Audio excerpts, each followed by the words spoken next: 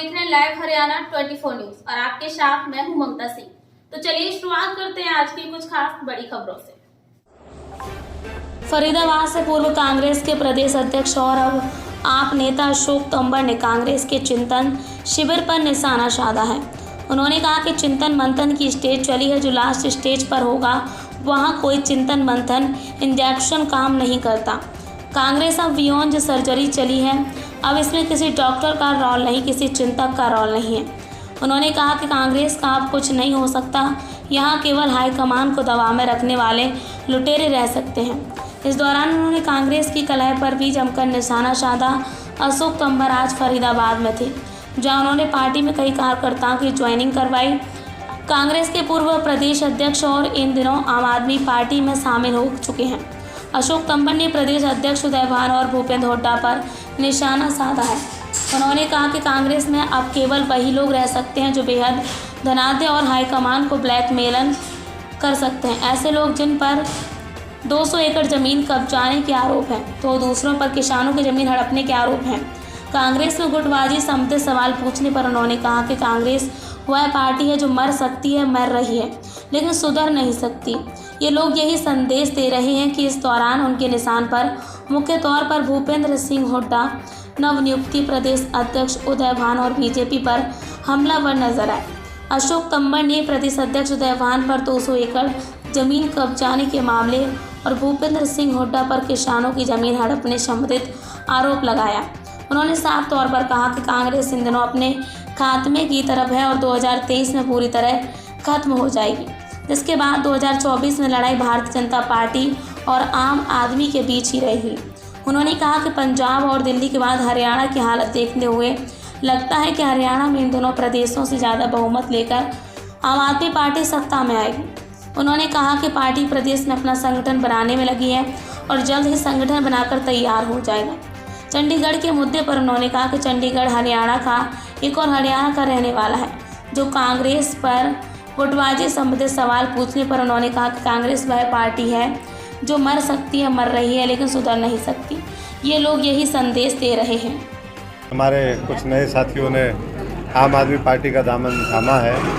भाई फौजदार जी, रविंदर जी और तमाम उनके साथी सुग्रीव जी, सैकड़ों की संख्या में ये साथी आज अरविंद केजरीवाल जी के नेतृत्व से प्रभावित होकर के आम आदमी पार्टी का जो मॉडल है, जिसने शिक्षा, स्वास्थ्य, रोजगार और सबको साथ लेकर के इस देश में एक वैकल्पिक व्यवस्था देने का संकल्प लिया है, उसी को ये सब लोग चाहते हैं कि हरियाणा में भी मजबूती से सब लोग उनके नेतृत्व में काम करें। तो हर रोज़ हज़ारों लोग पूरे हरियाणा के अलग अलग कोने में वो ज्वाइन कर रहे हैं और मैं सभी साथियों का स्वागत करता हूं। और इनके आने से फरीदाबाद के अंदर और ताकत मिलेगी। फ़कीराबाद को दोबारा फरीदाबाद बनाने का जो इनका संघर्ष होगा, उससे मैं समझता हूं कि आने वाले समय में यहाँ संगठन और मजबूत होगा। सर, पंचायत चुनाव और नगर निगम चुनाव के लिए क्या कुछ तैयारियां हैं? ये सारी तैयारी उसी की है। संगठन मजबूत होगा तो कोई भी चुनाव आगे आएगा, नगर पालिका हो, नगर परिषद हो, मेयर के चुनाव हो, पंचायतों के चुनाव हो, तो सभी में नीचे से पार्टी बिल्ड होने का जो एक संकल्प है, उसको लेकर के हम लोग चल रहे हैं और बहुत ज़बरदस्त लोगों के अंदर रुझान है। मुझे लगता है कि अंडर करंट इतना स्ट्रॉन्ग है कि दिल्ली और पंजाब से बेहतर परिणाम आने वाले समय में लोकसभा और विधानसभा में वो हरियाणा राज्य रहेगा। सर, कांग्रेस का प्रदेश में नेतृत्व परिवर्तन हो गया, आप कांग्रेस का भविष्य क्या देखते हैं? और जो तंवर समर्थक उपेक्षित महसूस कर रहे थे शैलजा जी के भी जाने के बाद, उनसे क्या कहना चाहेंगे जिनमें अभी भी झिझक है? देखिए, कांग्रेस का तो जो भविष्य है वो पूरा देश ही देख रहा है। धीरे धीरे पूरी तरीके से कांग्रेस खत्म होने की कगार पर है। नए लोग कोई कांग्रेस में ना तो जमीन स्तर से जुड़े हुए कोई नए ज्वाइन कर रहे हैं, ना कोई बड़े। ये तो धीरे धीरे सारा खाली हो रहा है मामला।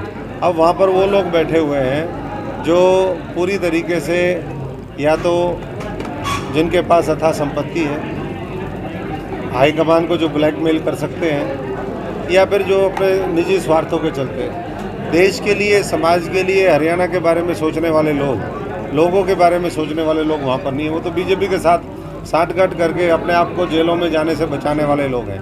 किसी ने 200 एकड़ ज़मीन कब्जे में कर रखी है, तो किसी ने कई लाख एकड़ ज़मीन जो है वो किसानों की ले लेके बेच दी।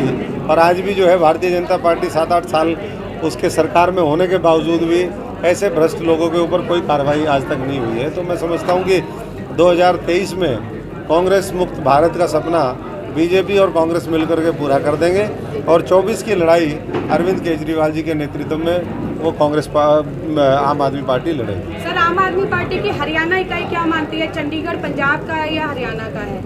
ये चंडीगढ़ तो हमेशा से ही हरियाणा का है और हरियाणा का रहेगा। वो तो कंट्रोवर्सी तो कई बार क्रिएट कर दी जाती है, कौन करने वाले हैं। ये तो बीजेपी जानबूझ करके उसको मुद्दा बनाया और मैं समझता हूँ कि इनको वक्त हो गया एक छोटे से ब्रेक का। ब्रेक के बाद फिर से हाजिर होंगे ऐसी कुछ खास बड़ी खबरों के साथ। तब तक के लिए नमस्कार।